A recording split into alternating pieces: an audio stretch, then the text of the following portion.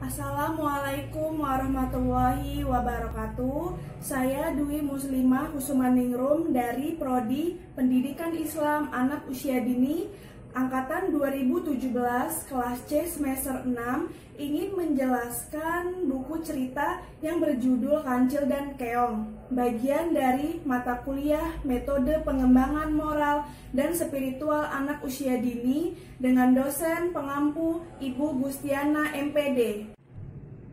Baiklah, di sini saya akan menceritakan buku cerita yang berjudul Kancil dan Keong.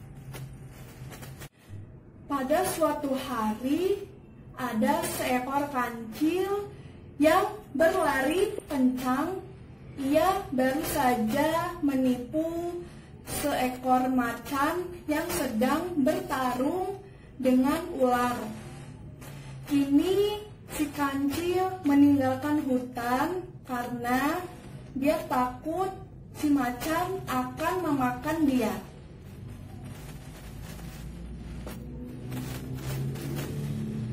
Setelah sekian lama berlari, kancil pun kelelahan. Ia beristirahat di bawah rindangnya pohon besar. Si kancil pun tetap waspada karena ia takut kalau si macan tersebut menang dari pertarungan dengan ular. Ketika kancil berjalan, ia menemukan sebuah pedesaan yang sangat subur. Di tengah-tengah sawah, ia melihat ada sebuah paritan yang membelah cukup panjang. Di paritan ini tinggallah sekelompok keong atau siput sawah yang hidupnya rukun, saling tolong-menolong. Yang tua menyayangi yang muda, dan yang muda selalu menghormati yang lebih tua.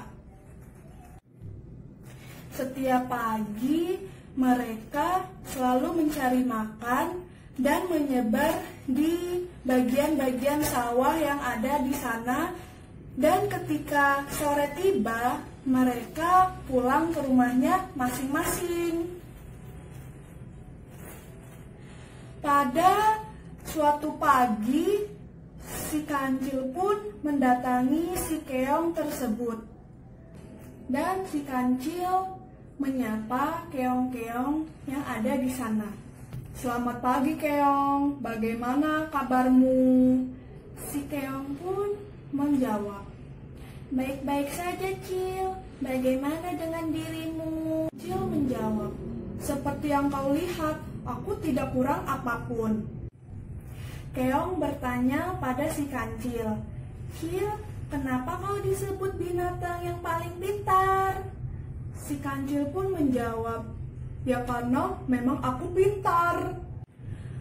"Oh begitu, seberapa pintarnya otakmu?"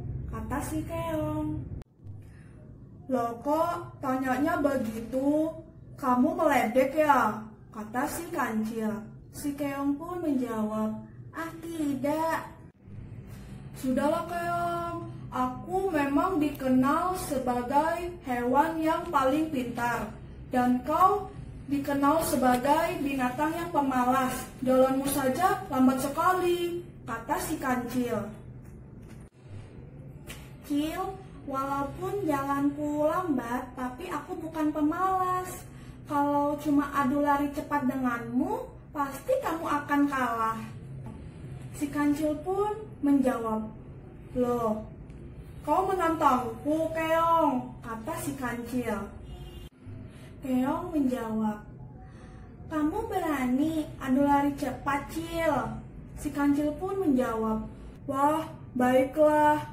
Mari kita berlomba adu lari cepat. Kapan dilaksanakan?"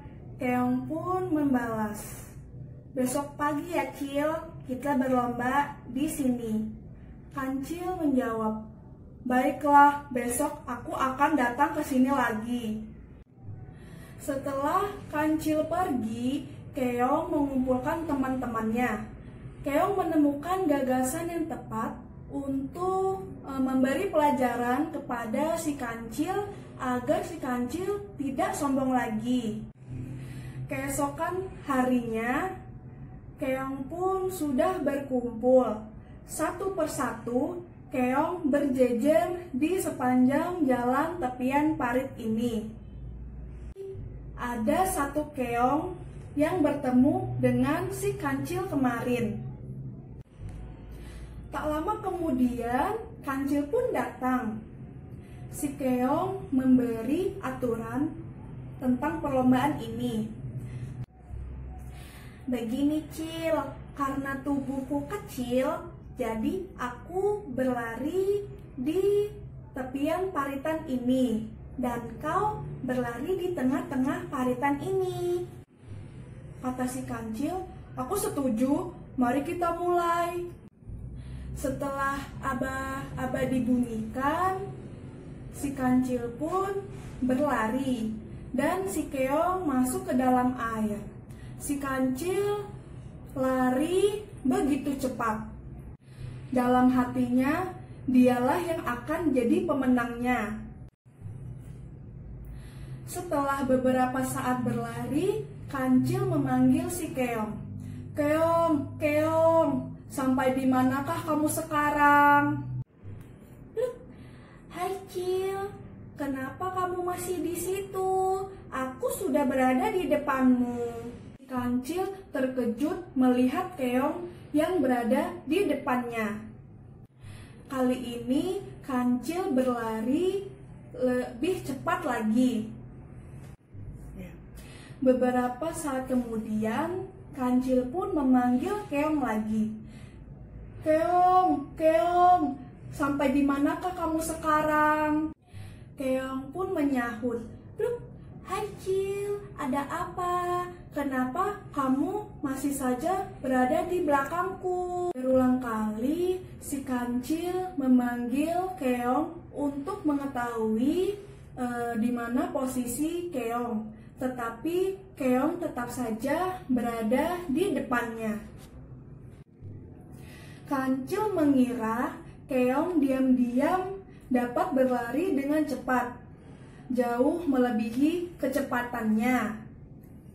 Kancil tidak menyadari bahwa di tepian paritan ini sudah ada ribuan keong yang berjajar sampai di garis finish. Sehingga setiap kali dia memanggil keong untuk mengetahui posisinya, yang muncul dan yang menjawab itu adalah keong-keong yang berada di depannya. Jadi, keong yang paling awal sebenarnya tetap saja masih berada di belakang. Namun, tidak diketahui oleh si kancil hingga sampai perlombaan selesai.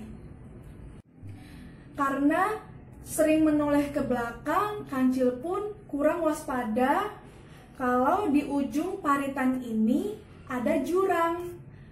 Dan kancil pun terjebur ke dalam jurang yang cukup dalam. Jadi, pesan moral yang dapat diambil dari buku cerita Kancil dan Keong ini adalah hidup hanya sekali, tidak ada yang pantas untuk disombongkan. Di atas langit masih ada langit. Jadi, kita sebagai sesama makhluk hidup harus saling tolong-menolong, saling menyayangi, dan jangan pernah merendahkan sesama makhluk hidup karena setiap makhluk hidup memiliki kekurangan dan kelebihannya masing-masing. Sekian cerita yang dapat saya tampilkan. Semoga bermanfaat. Wassalamualaikum warahmatullahi wabarakatuh. Proses pembuatannya, pertama kita membuat polanya dulu menggunakan pensil. Kemudian sesudah itu kita bisa menghitamkan menggunakan spidol warna hitam. Lalu kita warnai sesuai keinginan yang kita mau. Setelah itu kita tempel di kertas buffalo menggunakan lem atau double tip. Sesudah itu kita mewarnai semuanya, lalu kita tulis di sini. Lalu kita bolongkan 2 di bagian pinggir kiri menggunakan gunting, dan kita masukkan 2 buah ringnya. Nah, ini udah dikasih 2 buah ring dan jadi deh bukunya.